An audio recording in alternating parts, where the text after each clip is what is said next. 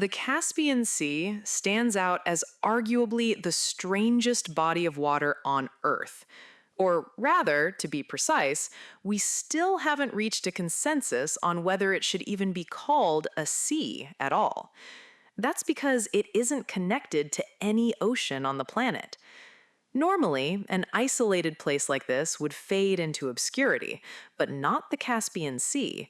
It's simply that we hadn't been paying much attention to it.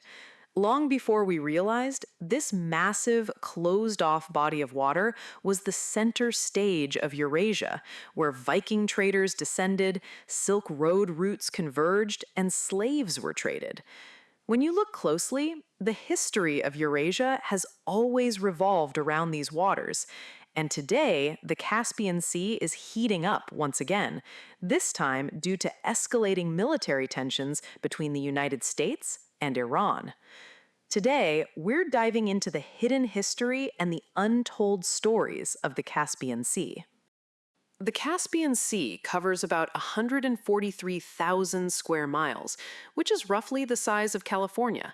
In terms of sheer scale, it already rivals most seas. In fact, you'll find crashing waves and fierce storms here, and countries like Russia and Iran even operate full-fledged navies on its waters. Its location is equally fascinating. It's bordered by Russia to the north, Iran to the south, Kazakhstan and Turkmenistan to the east, and Azerbaijan to the west. It sits right on the boundary between Europe and Asia, the exact crossroads where Russia, Central Asia, and the Middle East meet. In a way, the Caspian Sea was never destined to be ordinary. But strangely enough, this massive sea isn't connected to any other ocean on Earth. There is no outlet. It's literally a colossal body of water trapped right in the middle of Eurasia. It wasn't always like this. Tens of millions of years ago, this area was part of a vast ancient sea known as the Paratethys. Back then, it was fully connected to what we now call the Mediterranean, the Black Sea, and the Aral Sea. Essentially, the center of modern Eurasia used to be one giant ocean. But the collision of continents sealed its fate. As the African and Eurasian plates crashed together, the Alps were pushed up, the Indian plate slammed northward to form the Himalayas, and the Caucasus Mountains rose to close the gap between them. As each new mountain range rose, the Paratethys Sea was gradually carved up piece by piece. The Mediterranean broke away, the Black Sea became separate, and the Aral Sea was divided. Finally, about 5.5 million years ago, the Caspian Sea was left completely isolated. But because of that long isolation, something extraordinary happened here, something rarely seen anywhere else on Earth. Cut off from the outside world for millions of years, the Caspian became what some call an inland Galapagos, a place where the usual rules of evolution no longer applied. One of the clearest examples is the sturgeon. About 90% of the world's wild caviar, one of the most expensive delicacies on the planet, comes from the beluga sturgeon of the Caspian Sea. These fish have barely changed in appearance since the time of the dinosaurs. They are true living fossils that have survived for over 100 million years. While most marine species evolved through constant competition as oceans mixed, the Caspian's isolation allowed ancient creatures like the sturgeon to survive largely unchanged. Yet there is something even more puzzling than the sturgeon: the Caspian seal. Seals are naturally cold water animals, usually found in places like the Arctic or the Atlantic, yet here they are, living in the middle of Central Asia's hot, arid landscape. Their ancestors arrived millions of years ago when the sea was still connected to the Arctic Ocean. When the continents rose and trapped them, they gradually adapted to the Caspian's unique brackish water, neither fully marine nor fresh. The result is the Caspian seal, the smallest seal species on Earth, a creature found nowhere else on Earth. Nature may have cut this sea off from the rest of the world, but humans did the exact opposite. They turned it into a vital highway. The Caspian Sea itself moves like a living organism. Because it has no outlet, its size fluctuates depending on how much river water flows in and how much evaporates. Historically, its water levels have shifted by tens of feet, constantly reshaping the coastline. In some eras, entire cities were swallowed by the sea, while in others, bustling ports were left stranded miles inland. While nature isolated the sea, humans did the opposite. They carved a path right through it. Across this route connecting distant lands, immense wealth such as silk and silver flowed, but so did the dark history of slavery. This is where the true nature of the Caspian Sea begins to emerge. When we think of the Silk Road, we usually picture camel caravans crossing deserts. In reality, it was a vast network that also included rivers and seas. One of its key hubs was the Caspian Sea. Overland routes across Central Asia were extremely dangerous, with endless deserts, mountains, and frequent bandit attacks. Using the Caspian changed everything. Merchants could transport large quantities of goods across this giant inland sea, bypassing the treacherous deserts. For ancient traders, it functioned as an aquatic highway. Then, something unexpected happened. The Vikings appeared on this route. Most people associate Vikings with raids along the coasts of England and France, but some Vikings headed east instead. They traveled from the Baltic Sea down the rivers of Russia and eventually reached the Caspian via the Volga River. Waiting at the end of that journey was the Islamic world, one of the richest economies of the time. Through the Caspian, these Vikings connected with Persia and Baghdad, trading furs, spices, weapons, and other goods, and accumulated great wealth. Even these fierce warriors, who made their living through raiding, willingly became merchants when faced with the overwhelming wealth and refined silver coins of the Islamic world. This is not just speculation. Today, massive hoards of Arab silver coins, known as dirhams, are still being discovered in Sweden and Russia, clear evidence of the scale of trade between Northern Europe and the Islamic world. In other words, the Caspian Sea was not only linking east and west, but also serving as a major internal crossroads connecting the north and south of Eurasia. What's even more fascinating is that this same ancient waterway, once used by Vikings and Islamic merchants 1,000 years ago, is now being revived under a new name, the Digital Silk Road. Along the very same routes where silk and silver once traveled, high-speed fiber optic cables are now being laid to carry the continent's data. The form has changed, but the Caspian Sea remains a crucial hub connecting Eurasia's network. But this trade network had a dark side. Along these same prosperous waterways, living human beings began to be sold as commodities. Here's a surprising linguistic twist. The English word slave actually comes from Slav, the name of the Slavic people. How did an entire ethnic group end up giving us the word for human bondage? The Slavs are a large ethno-linguistic group spread across Eastern Europe, including modern-day Russia, Ukraine, Poland, and the Balkans. In the early Middle Ages, however, they had not yet formed strong centralized states and lived scattered across forests and plains. This vulnerability marked the beginning of their tragedy. At the time, Viking-descended Rus forces were rising in the north, while the immensely wealthy Islamic world was expanding in the south. In connecting these two worlds, human beings themselves became the most valuable commodity. As these Vikings sailed down the Volga River towards the Caspian, they captured Slavic people indiscriminately along the way. Back then, Baghdad was one of the largest and richest cities in the world, creating enormous demand for enslaved labor. People were traded as laborers, servants, soldiers, and concubines. Among them, fair-skinned Slavic captives fetched highest prices. A significant portion of the Arab silver coins found in northern European hoards likely came from profits made by selling these very people.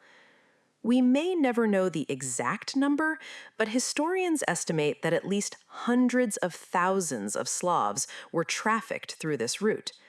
The scale was so large that in medieval Europe, the word Slav became closely associated with slave. This is how the modern English word slave was born. The name of an entire people had become the literal definition of human bondage. 1,000 years later, the Caspian Sea is once again reshaping the global order. This time, however, it is not silk or slaves, but vast reserves of oil and natural gas. Today, the Caspian is a massive storehouse of global energy and a battleground for powerful nations seeking to control its flow. The resources beneath these waters are enormous. It is estimated to hold tens of billions of barrels of oil and hundreds of trillions of cubic feet of natural gas. Countries like Azerbaijan, Kazakhstan, and Turkmenistan hold the largest shares of these resources and have tied much of their national future to them. The real challenge is not the volume of resources, but the route they must take. Because the Caspian is landlocked, its energy must cross foreign territory to reach global markets. During the Soviet era, all pipelines from the Caspian led directly to Moscow. Central Asian energy could only reach the outside world by passing through Russia. This arrangement gave Russia enormous control over energy prices and a powerful geopolitical lever over Europe. For decades, not a single drop of Central Asian energy moved without Moscow's approval. But in the 21st century, this rigid system began to crack. Western powers launched what could be called an energy bypass strategy to circumvent Russia entirely. The most visible symbol of this shift is the BTC pipeline, which runs from Baku in Azerbaijan through Tbilisi in Georgia to the port of Ceyhan in Turkey, reaching the Mediterranean without crossing a single inch of Russian territory. It was a sophisticated geopolitical move, led by the United States and Europe, designed to break Russia's energy monopoly. What Russia fears most is Turkmenistan's vast natural gas reserves. When plans were made to build an underwater pipeline directly to Europe, Russia pushed back fiercely. This is where an old legal debate resurfaced. Is the Caspian a sea or a lake? If it is legally defined as a sea, each country can independently decide on underwater pipelines. If it is treated as a lake, all resources must be shared and agreed upon collectively by the bordering nations. Russia has skillfully used this legal ambiguity to block underwater pipeline projects. As a result, Turkmen gas still cannot flow directly to Europe. On the surface, Moscow cites environmental protection and legal principles. In reality, it reflects a firm determination to maintain absolute control over regional energy routes at any cost. More recently, the significance of the Caspian Sea has extended beyond energy. As military tensions between the US and Iran have intensified and Western sanctions on Russia have continued, this ancient sea has taken on a new strategic role. America's formidable power comes from its control of the oceans. Its carrier strike groups patrol the world seas and dominate key choke points such as the Strait of Hormuz, the Strait of Malacca, and the Suez Canal. Virtually no nation can operate outside this maritime network. Trade, energy, and military supplies must ultimately pass through waters that the United States can monitor or restrict. The Caspian Sea lies completely outside this system. It is tucked deep inside the Eurasian landmass, has no connection to the open ocean, and a 2018 convention officially prohibits non-coastal military forces from entering its waters. It is one of the few places on Earth where an American carrier strike group simply cannot go. The same applies to air power. Any aircraft attempting to reach the Caspian must pass through the airspace of Russia, Iran, or Central Asian countries, none of which are eager to grant access to the U.S. military. With both naval and air access effectively blocked, it is arguably the only place on the planet where American hegemony has little reach. Russia and Iran have begun to use this strategic blind spot to their advantage. Both countries are seeking ways to survive under heavy Western sanctions. Following its 2022 invasion of Ukraine, Russia has faced unprecedented Western sanctions.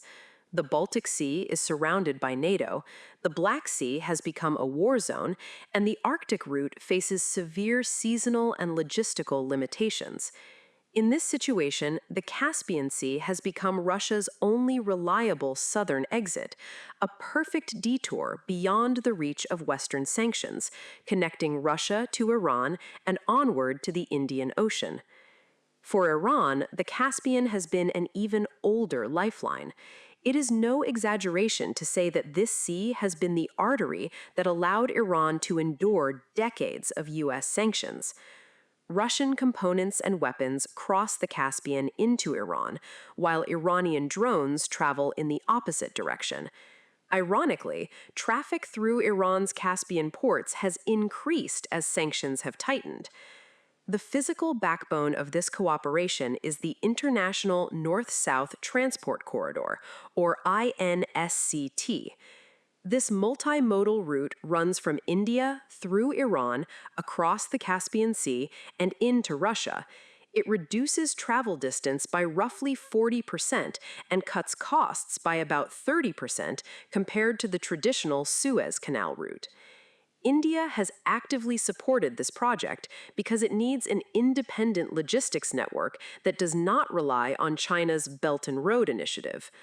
Once the remaining 100-mile railway link between the northern Iranian cities of Astara and Rasht is completed, a massive intermodal trade corridor will be fully established. Freight from the Indian Ocean will then be able to flow uninterrupted all the way to Russia, fundamentally redrawing global logistics maps. Unlike pipelines, railways can transport not only oil and gas, but also weapons, food, industrial goods, and virtually any other commodity. For Russia and Iran, cornered by Western sanctions, what they need is not just an energy corridor, but a comprehensive logistics network capable of moving any type of goods. And now, with rising military tensions between the U.S. and Iran, all of these developments are accelerating. If the Strait of Hormuz were ever blocked, the strategic importance of the Caspian route would skyrocket overnight.